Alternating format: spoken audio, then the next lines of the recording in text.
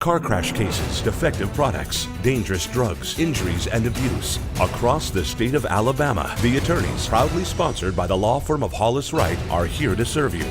Your tough legal questions answered by our experts. The attorneys with Josh Wright from the law firm of Hollis Wright and host David Lamb.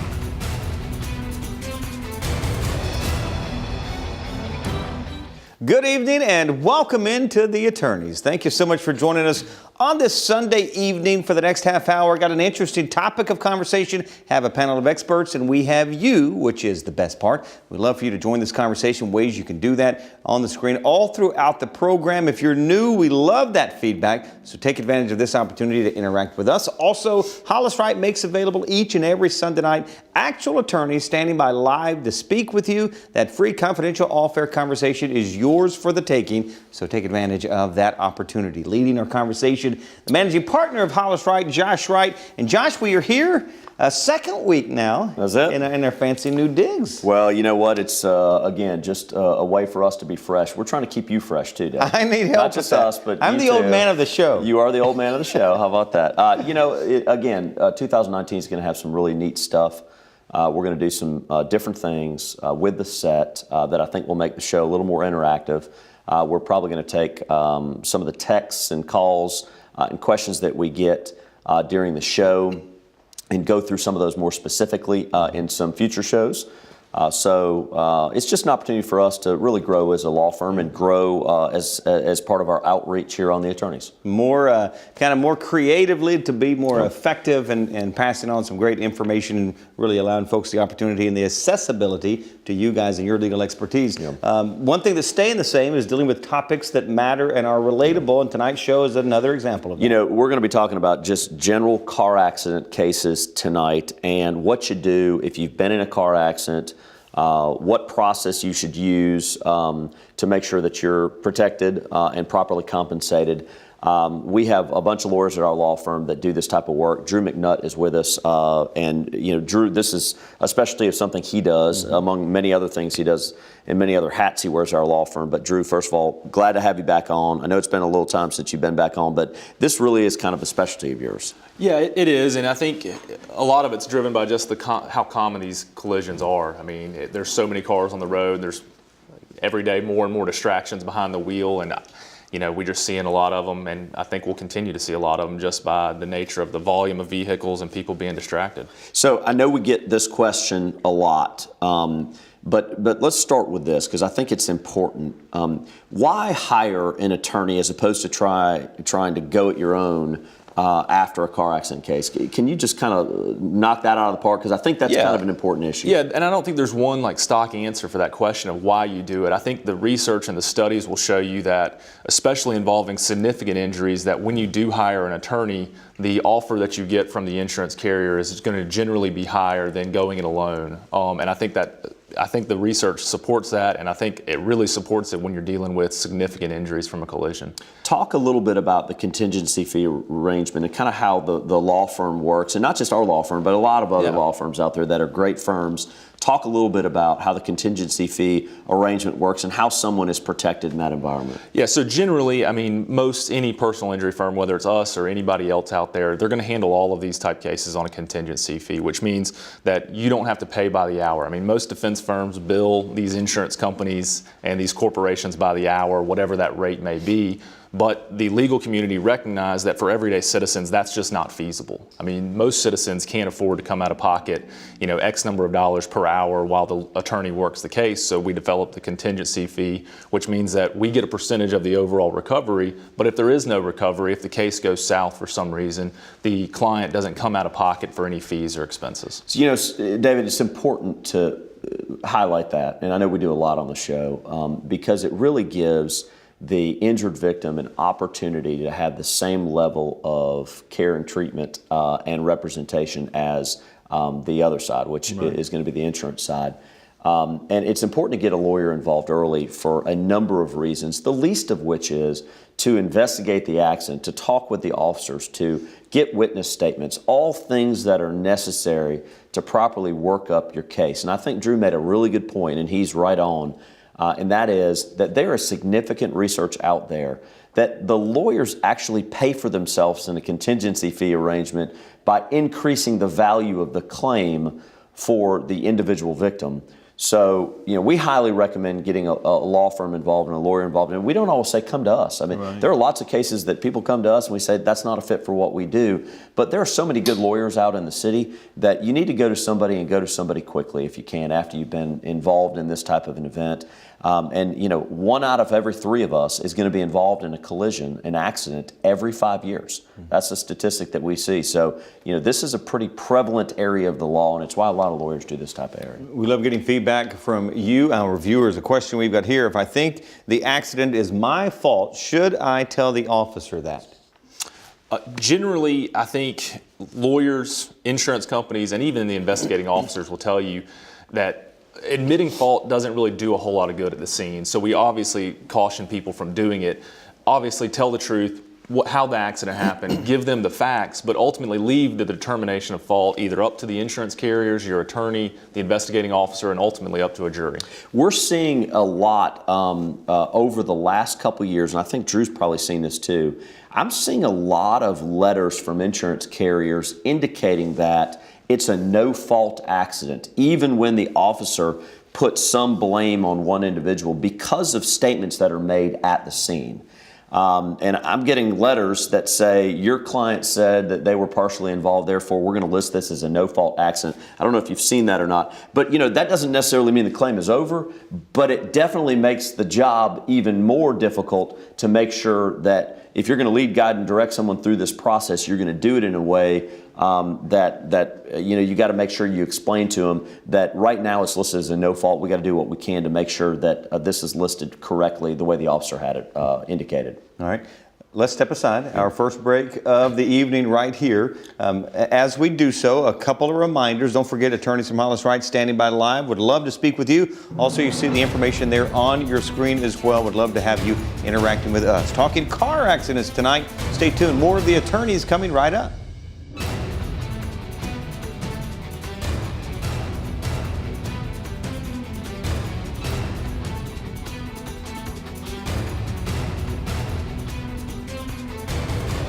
I'm Josh Wright with the law firm of Hollis Wright, a personal injury law firm.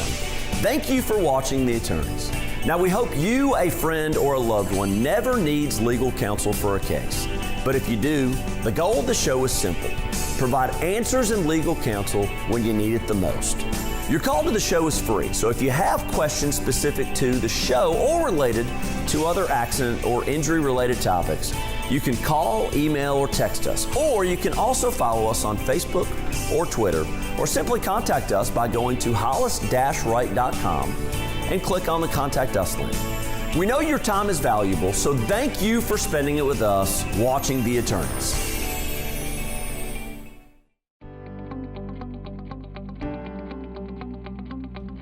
It's common for a potential client to ask, there are many great firms out there. What separates Hollis Wright from other law firms?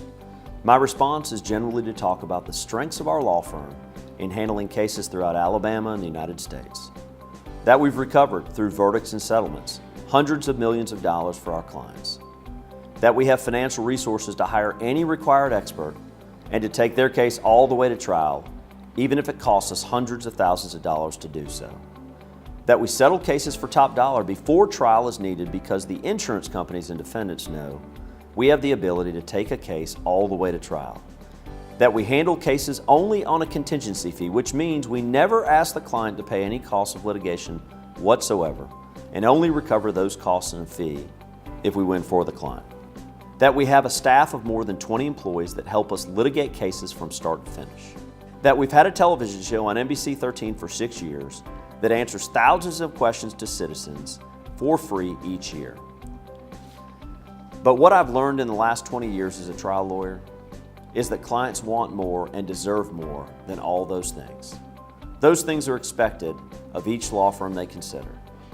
So with that wisdom, what I tell clients now is simply this: we are a family-oriented practice at Hollis Wright, just like their own family.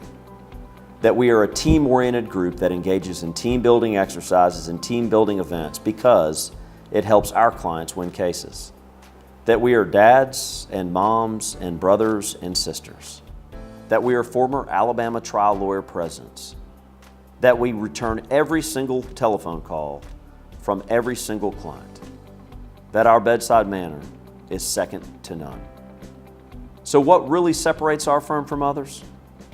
We're balanced and well-rounded, and as such, we relate to people not just as lawyers, but as compassionate human beings. Human beings that know what it's like to face a day in court. We are advocates, we are compassionate, we are tireless. We are, simply put, Hollis Wright.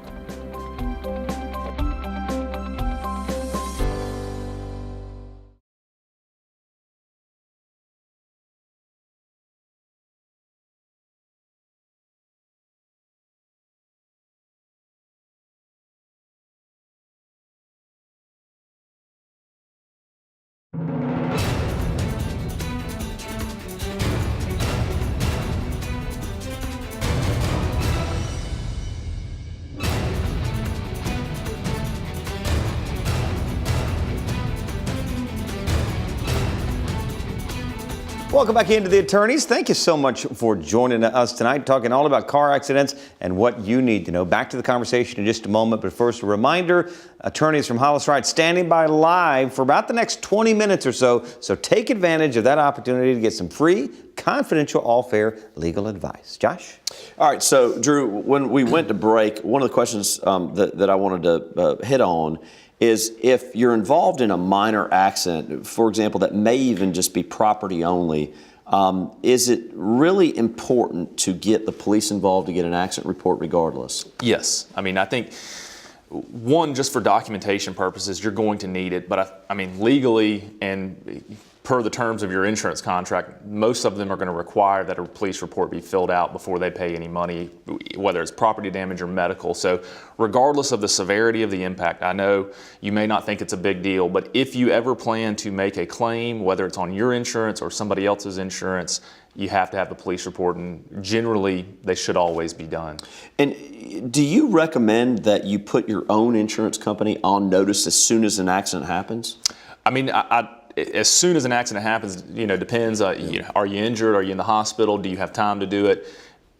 Contractually, everybody has an obligation to report any collisions to their carrier and put them on notice of it. So yes, whether it's the day of or several days after or the week after, at some point you have to put your carrier on notice, or you run the risk of getting a reservation of rights letter and a denial of coverage. And David, this hits on another issue, which is, do you have an obligation or responsibility to talk to the opposing side's insurance company? Do you have to give a statement to that insurance company? And generally the answer is no, you don't. You're not under a contractual obligation to do that.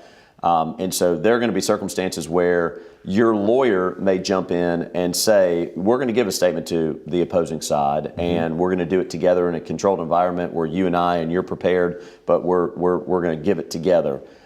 We generally recommend you don't give a statement to the opposing insurance company, and you talk with your own insurance company first, and they'll probably give you that advice too. And let the insurance companies a lot of times work this thing out, or get a lawyer involved, and the lawyer can help work it out for you. 844 Law Talk, the number to know. Getting some great feedback and questions from you all. A question we've got here: is it important to take pictures of the accident scene? It is. That's something that cannot be recreated through the work of your attorney. I mean, the position of the vehicles on the roadway, certain marks on the roadway, gouge marks, skid marks, those are things that are not going to be there all the time. I mean, at some point, those will fade and go away. To the extent you're able to do it, obviously. If you're injured and you cannot do it, obviously it's something you can't do.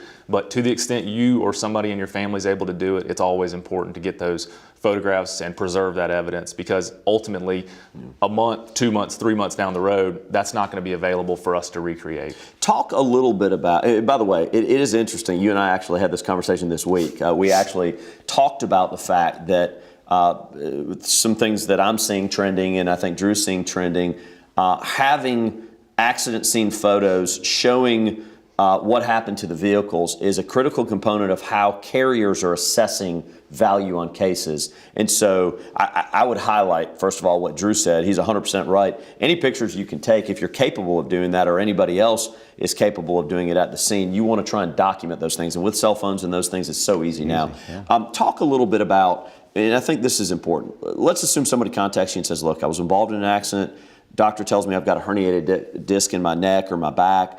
How do you start that case? Like from the time you open that at our law firm, how do you manage that case? Because I do think understanding the playbook matters a little bit to folks watching. So ultimately, I think every lawyer's fear is to get involved in a case and resolve it with a carrier not knowing the true extent of their client's injuries. I mean, because once the case is resolved, it's a complete divorce. There's no reopening a claim once you've settled it and signed a release. So generally the playbook for us in most motor vehicle collisions, and all of them have nuances to them, but you get involved, you get the carrier on notice, you let them know you represent the individual, please don't contact our client anymore, and try to obtain statements, that sort of thing. And then from there, you start reviewing and managing the client's medical records so that you know what you're dealing with in terms of an injury, especially given herniations and things of that nature. I mean, I've handled cases where, they rock along for 6 months, 8 months, and then things continue to progress, and then they ultimately have surgery a year down the road.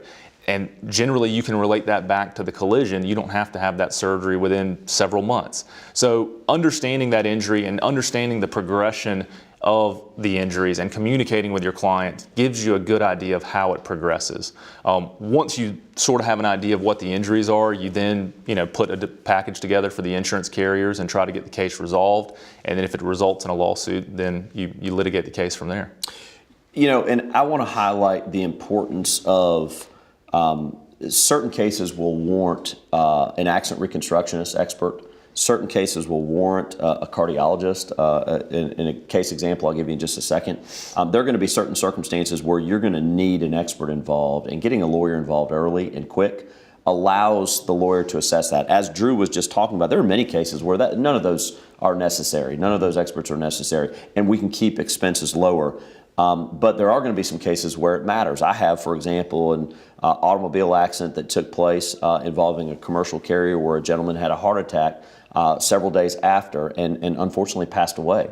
That was a case where an accident reconstructionist and even a cardiologist was necessary to establish whether or not the automobile accident the person had had, which was a significant one, was related to his passing versus just the injuries he sustained in that 72-hour time frame.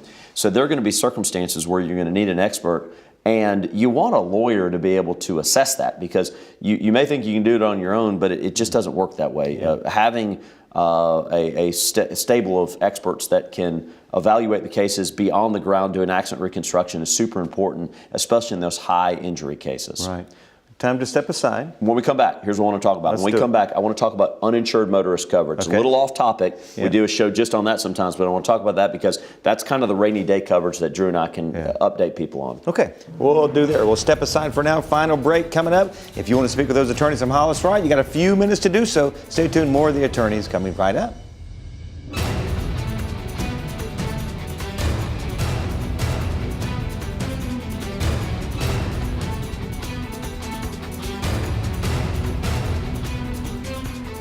I'm Drew McNutt with the law firm of Hollis Wright. We often get asked, what happens if someone is injured by a motorist who doesn't have any insurance coverage? In tonight's Legal 411, we will address uninsured motorist coverage. Under Alabama law, all automobile policies issued must provide uninsured motorist coverage unless the name insured rejects the coverage in writing.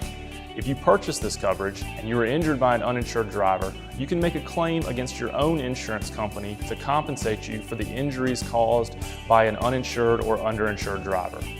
While liability insurance is required by state law, it is estimated that over 20% of the motorists in Alabama do not have any coverage at all.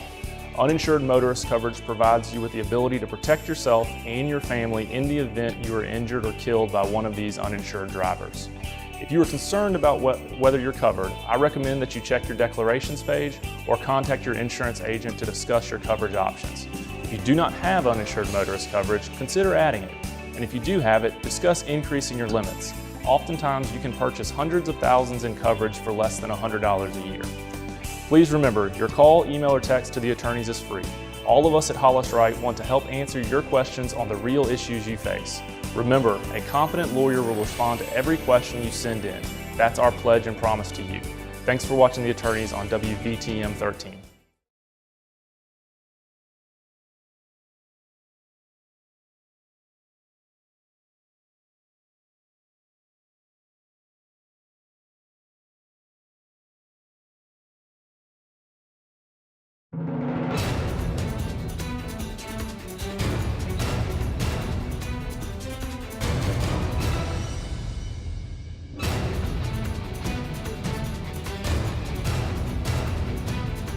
Welcome back into the attorneys. About 8 minutes remaining. If you want to take advantage of the opportunity to speak with attorneys from Hollis Wright, you got about 8 minutes to do so. So pick up the phone and give them a call. Josh? All right, so when we went to break, we were kind of highlighted that we were going to talk about uninsured motorist coverage, and I want Drew to help us kind of walk through that because it is important. Talk a little bit about uninsured motorists and underinsured motorists and why that's important to have that. Okay, so every policy in Alabama, everybody that buys insurance, the insurance carrier is required to offer you minimum insurance for uninsured or underinsured motorist coverage. Now, you can specifically reject that coverage. It's not something you have to purchase, but your rejection needs to be in writing if you're going to do it. Otherwise, you have this coverage. And essentially, the insurance industry and the Alabama legislature has recognized that our state minimums of $25,000 are oftentimes woefully insufficient to compensate people that have been injured in accidents. Additionally, the legislature recognized that there are tons of drivers that purchase a car, buy insurance, and then once they get their tag, let their insurance lapse and they go uninsured. This coverage is designed to compensate you for your personal injuries in those situations. Generally, everybody knows rising cost of healthcare. You go to the ER, you have an MRI, you have CT scans, your hospital bill may exceed the state minimums of $25,000. And in those scenarios, an attorney can contact your insurance company, identify the available coverage to you, and then that insurance can be used to compensate you for your injuries, including pain and suffering. Unlike health insurance, it can go beyond just medical bills. You know, and this is a great example of making sure that you don't try and do this on your own. So if you have uninsured motorist coverage, which we highly recommend, in fact, it's a very inexpensive form of coverage to get, and it is really rainy day coverage. When you need help on that rainy day, you've got it with uninsured motorist coverage. So we recommend you get it, but it's a good example of you don't want to really go this alone.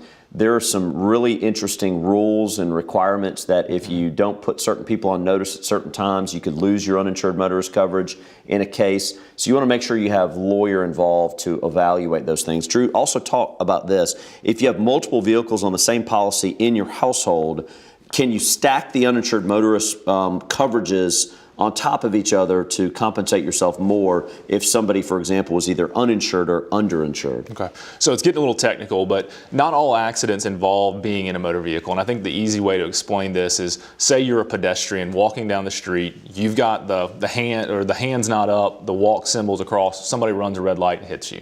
All right, you're not in your vehicle, but you still have the ability to access your uninsured motorist coverage because it follows the person and not just the vehicle, okay?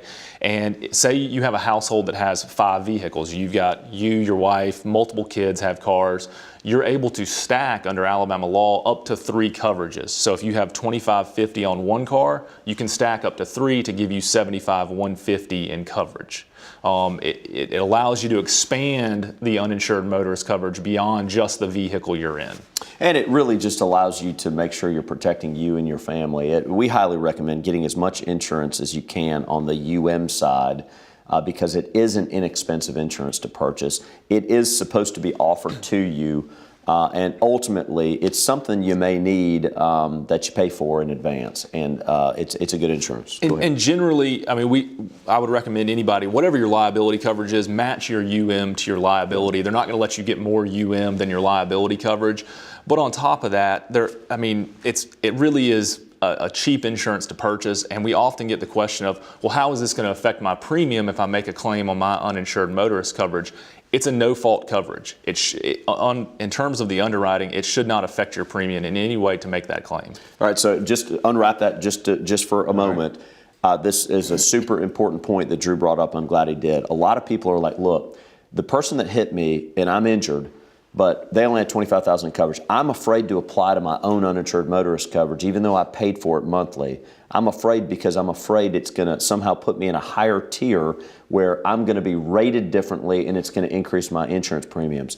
Drew is 100% correct. Generally, we tell people generally, because there are some exceptions, but generally it's a no-fault insurance, meaning that even if you're not at fault and someone else is. So in a circumstance where someone else is at fault and you're not, you have access to your uninsured motorist. It should not impact your insurance premiums. Now, one of the issues I say generally is we've seen some circumstances where if you are at fault, and you shouldn't really be able to apply to your own uninsured motorist coverage in that case anyways, but there are some small circumstances where it could impact your insurance premiums. But for the most part, Drew's 100% right. It's a no-fault insurance. And again, get a lawyer involved. They can walk you through this and explain it to you. And in addition, if you want to get to your uninsured motorist coverage, you better make sure you dot the I's and cross the T's, because if you access it too early, what happens is you may not be able to be entitled to the full amount of it. Another question we have here, what if I wasn't wearing my seatbelt? Does that mean I don't have a case? No, it does not mean you don't have a case. Generally, it's inadmissible evidence, and generally, with some limited exclusions on medical causation and biomechanical issues that are a little bit too in-depth for the show tonight, it's not admissible, and they can't argue that you would not have been injured had you been wearing your seatbelt. And that comes up a lot, and you know, everybody seems to ask that question of, hey, I didn't have my insurance, or I didn't have my seatbelt on. Is it going to impact whether or not I can still make a claim? And Drew hit it out of the park. That's exactly right. One other question before we get to our final thought. The other driver says the car wasn't his, belonged to someone else. How does that affect my potential claim? Common issue. Yeah, generally it should not affect the coverages available. It may actually open up some additional claims. With regard to the coverage on the vehicle, if you're a permissive user, you're insured under whoever owns the vehicle's policy. Unless you stole the vehicle, you're insured as a permissive user. Now, it also may open up some issues with negligent entrustment, vicarious liability, just different issues on being able to sue the owner of the vehicle. Yeah, a minute and a half remaining. Final thought for the both of you. Drew, if you would, you go first. I mean, I think all of this is about, and what we try to stress people is that if you've never been in an accident and your first time you're being involved in an accident, it's about documentation. It's about making sure you're following the process so that you don't jeopardize the coverages that are available to you and the claims that may be available to you. And I think, you know, not all cases require a lawyer. I think lawyers add value to cases, and it's important to get people involved early if you're going to do that. Yeah, and I just would highlight again, David, we talk about it a lot, but it's super important, the contingency fee arrangement, where you can come to a law firm and you can have zero out-of-pocket expenses, where the lawyer's never going to ask you to pay for an expert, pay for an investigator, pay for an accident report, unless there is a recovery in your favor where you'd reimburse them for expenses and fee. So the contingency fee arrangement sets up a great environment for an individual who's been injured to make sure that they're properly protected and compensated. Really great conversation tonight, gentlemen. Drew, good to see you. Thanks so much to you for being with us. Thank you for being with us. As always, thanks so much for the time as we wrap things up. Here's how you can get in touch with Hollis Wright, the law firm. You see the information there. Thanks so much for being with us. We'll look for you next time right here on The Attorneys. Thanks for watching The Attorneys, sponsored by Hollis Wright.